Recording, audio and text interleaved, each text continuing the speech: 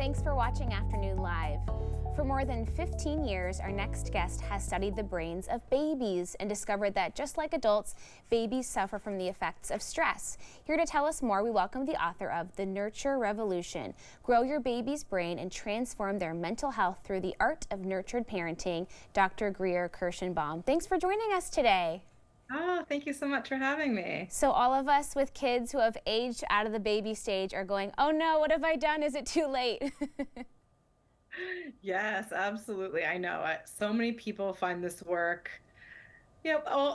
after the baby stage, and that's okay. There's a lot of lessons in the book that are also applicable to older children and even adults. For sure. And we know as parents, when we are better regulated ourselves, we can help our kids that much more. So let's talk about that baby stage. What are some of the common stressors that they experience and how can we help prevent those? Yeah, such a great question. I think one of the most surprising things for new parents is how stressed babies get with separation. Babies really feel the most safe and the most comfortable when they're really close to us.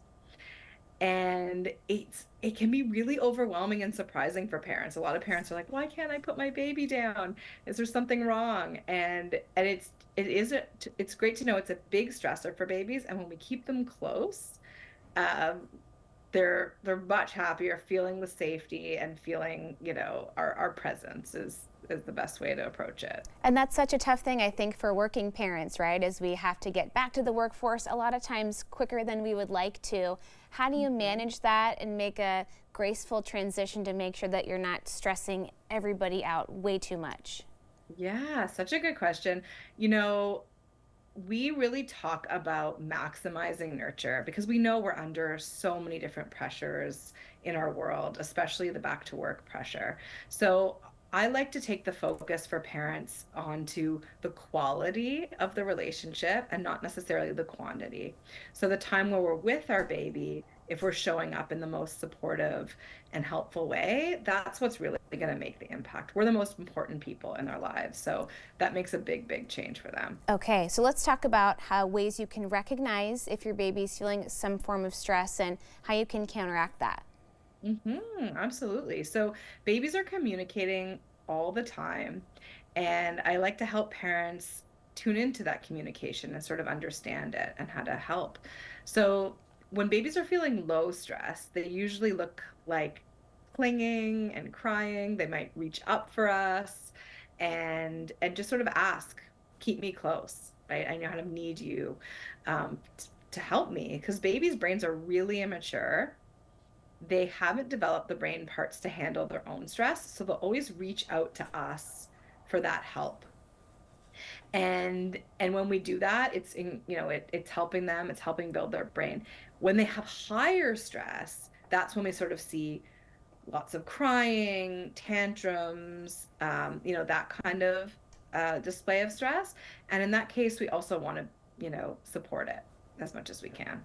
And how can those different stress levels really affect their actual development, how their brain is coming together? As we know, they're forming so many connections all the time. Absolutely. So, the approach really isn't about preventing stress. There's lots of things in life that stress out babies, that stress out us as adults, and it's just a fact of life, right?